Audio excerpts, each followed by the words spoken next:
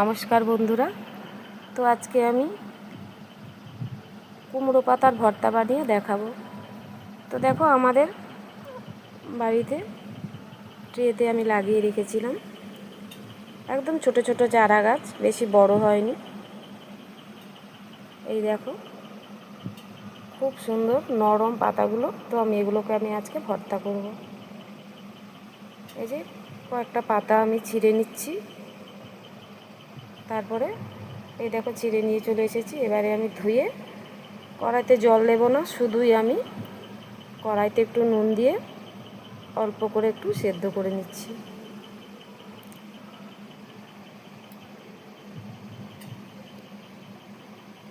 তারপরে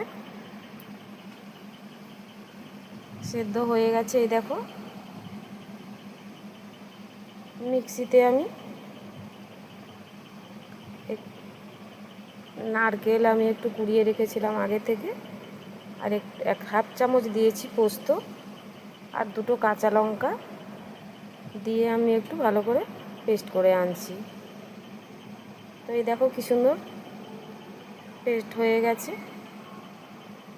তারপরে আমি এগুলোকে কড়াইতে ফার্স্টে তেল দিয়ে দিলাম।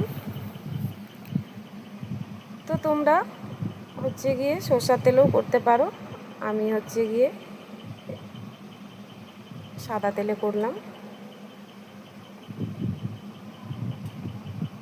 কড়াইতে তেল দিয়ে একটু কালো জিরে দিয়ে দিলাম হাফ চামচ, দিয়ে পেস্টটাকে আমি ঢেলে দিলাম। তো এইভাবে নাড়তে নাড়তে নাড়তে নাড়তে দেখবে গায়ের জলটা যখন শুকিয়ে যাবে, তারপরে অটোমেটিক ও শুকনো হয়ে গেলে কমে যেতে থাকবে, এইটুকু হতে থাকবে। কড়াই যখনই লেগে লেগে আসবে, জানবে যে হয়ে গেছে।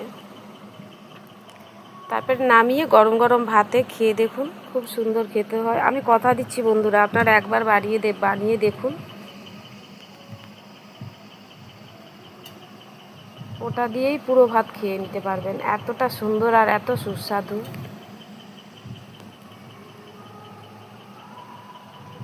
তো ভিডিওটা কেমন লাগলো অবশ্যই আমাকে কমেন্টে জানাবে।